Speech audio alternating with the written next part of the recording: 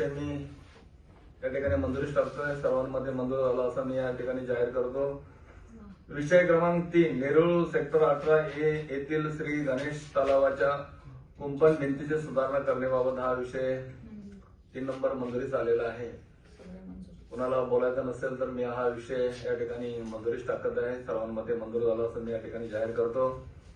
विषय क्रमांक 4, नवी मुंबई महानगरपालिका अंतर्गत पिंपरी गाव येथील केदारेश्वर महाकाली मंदिर परिसरातील सभामंडप बांधणे आमदार निधी 2025-26 हा विषय या ठिकाणी मंजुरीसाठी आलेला आहे. कुणाला या विषयावरती बोलायचं असेल तर आपण बोलू शकता. हा विषय मी 4 नंबरचा मंजुरीस टाकतोय. सर्वांमध्ये मंजूर झाला असं मी या ठिकाणी जाहीर करतो. विषय क्रमांक 5, वाशी येथील पाम बीच रोड कोपरी सिग्नल ते पाम बीच गॅलरिया मॉल आणि के स्टार हॉटेल ते ऑरेंज कॉर्नर पर्यंतच्या रस्त्याची दुभाजकामध्ये FRP ग्रिल बसवण्याबाबत हा विषय मंजुरीला आलेला आहे. या विषयावर कोणाला बोलायचं असेल तर आपण बोलू शकता. हा विषय मी या ठिकाणी मंजुरीस टाकत आहे. 5 नंबरचा सर्वांमध्ये मंजूर झाला असं मी या ठिकाणी जाहीर करतो.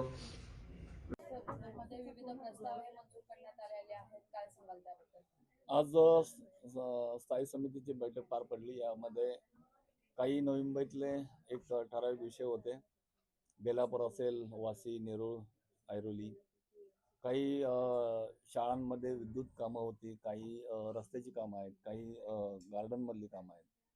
तर अशा या सर्व कामांना मंजुरी या ठिकाणी देण्यात आलेली आहे. खऱ्या अर्थाने आता येणारा पावसाळा पाहता गार्डनमधील कामं असतील किंवा शाळेमधील कामं असतील, विद्यार्थ्यांना ज्या सुट्ट्या असल्यामुळं शाळेमधलं काम करण्यास या ठिकाणी त्या कुठल्याही विकासकाला शाळा बंद असल्यामुळे काम करायला वेळ मिळतो आणि पूर्णपणे मुलं नसल्यामुळे त्या ठिकाणी चांगल्या पद्धतीने काम करता येतं. असं सर्व गोष्टी आपण प्रत्येक डिपार्टमेंटला दिलेल्या सूचना दिलेल्या आहेत आणि त्या पद्धतीने काम आपण करत आहोत. आणि नवी मुंबईतील शहरातील सर्व ज्या शहरामध्ये या नवी मुंबईच्या हितासाठी ज्या ज्या गोष्टी आवश्यक आहेत त्या आपण करण्याचा प्रयत्न या ठिकाणी करत आहोत. आता बघा, आपण एखाद्या विकासकाचं काम मुदत संपल्यानंतर आता यावेळेला प्रशासन 6 वर्ष काम करत होतं आणि आता 2 महिने झालं आपण महापालिका चालू झाली. त्यामुळं ज्या 1-2 महिना मागं पुढं ज्या विकासकाचे असेल त्याला आपण वेळेत मुदत वाढ देण्यापेक्षा वेळेत त्या गोष्टीचं टेंडर काढून त्याला निविदा काढावी आणि वेळेत ते काम त्या विकासकाला द्यावं, अशा पद्धतीची सूचना प्रत्येक डिपार्टमेंटला या ठिकाणी देण्यात आलेल्या आहेत. जेणेकरून प्रत्येक वेळेला वारंवार मुदत वाढ देण्याची वेळ येऊ नये अशा पद्धतीचं या ठिकाणी अधिकाऱ्यांना त्या डिपार्टमेंटच्या सर्व सांगण्यात आलेलं आहे. आणि प्रस्तावामध्ये सविस्तर माहिती देण्याकरता सुद्धा की आपण ज्यांची मुदत वाढ देतोय त्यांना त्या येणाऱ्या भविष्यामध्ये याची येऊच नये मुळात मुदतवाढ ही, परंतु कोणाची आली तर ते डिटेलमध्ये देण्यात यावी असं या ठिकाणी प्रशासनाला आम्ही सूचना देण्यात आली.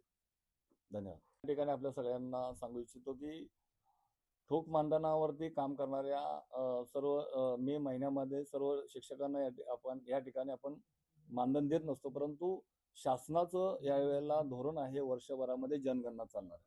त्यामुळं त्यांना आपण त्यांच्याकडून जर शासन काम करून घेतं, शासन त्यांना ठीक आहे जे काय मानधन देत असेल, परंतु महापालिकेचा एक पार्ट म्हणून, महापालिकेचा एक तो कर्मचारी म्हणून ठोक मानधनावर जरी काम करत असला तर या महापालिकेचा आमचा एक असणारा या घटक आहे. त्यामुळे या आमच्या शिक्षकांवरती ठोक मानधनाचा अन्याय होऊ नये म्हणून या ठिकाणी सभागृह नेते साहेबांनी आणि आपण या स्थायी समितीमध्ये सचिव मॅडमांना शिक्षक अधिकाऱ्यांना या ठिकाणी सूचना दिलेल्या आहेत की त्यांना मानधन देण्यात यावं.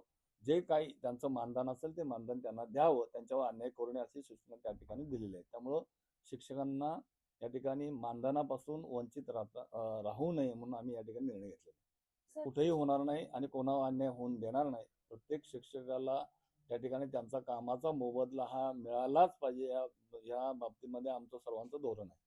धन्यवाद.